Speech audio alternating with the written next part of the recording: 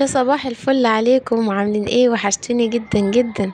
تعالوا بقى اما اخدكوا جولة كده في بيت اهلي، قدام البيت كده من بره، وجو الزرع والخضرة والجمال.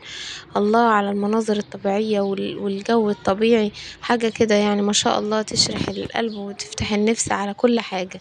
شايفين ده كده؟ كل ده قدام بيتنا من بره، الشجر والزرع والخضرة. ما شاء الله، يعني حاجة كده جميلة. اللهم صل على النبي.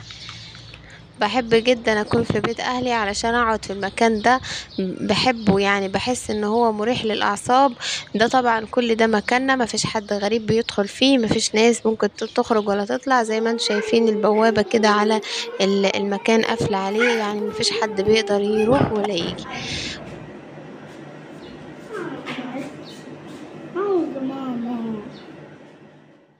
وعملت بقى صينية الكنافة الجميلة دي، حلوة قوي ما شاء الله عليها، ومقرمشة وزي العسل. وقلت اما اخد لي حتة بقى واروح اقعد في الجو الحلو ده. يعني هو ايه، من جوه البيت برضو مش من بره خالص. واكلها كده على رواقة. طبعا الولاد ما بيسيبونيش اتهنى بأي حاجة.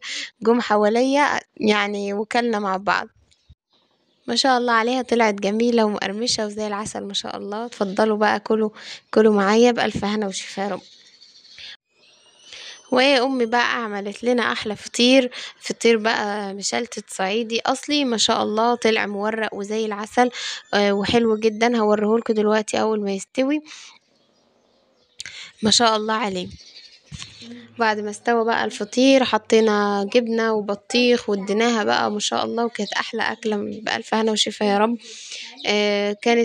كانت الفطيرة خفيفة وحلوة ومفيهاش، يعني مش تقيلة وما بتتعبش. وده شكلها في الفرن قبل ما، يعني ايه، قبل ما تستوي بشوية. طلعت بعد كده مع المغرب بره، كانوا العيال بيلعبوا، قلت ابص عليهم واطمن عليهم كده لحسن عيل يزوغ كده ولا كده في الزرع.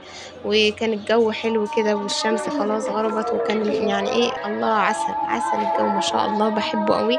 بحب اقعد في الجو ده. ودي التينة بتاعتنا بتاعت ابويا الله يرحمه. المغرب بيأذن، الله اكبر يا رب، اشهد ان لا اله الا الله.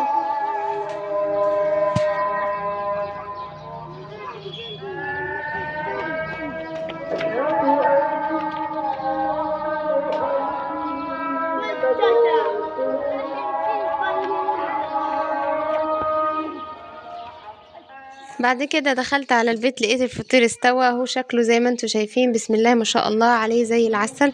وكلنا والحمد لله، وكانت اكله جميله قوي. وخرجت شويه كده بالليل، كانوا العيال برضو بيلعبوا في الشارع. مش هقول لكم العيال طول ما احنا هنا ما بيبطلوش يجروا ويلعبوا في الشارع، بيبقوا فرحانين بالمكان الواسع والمكان الحلو.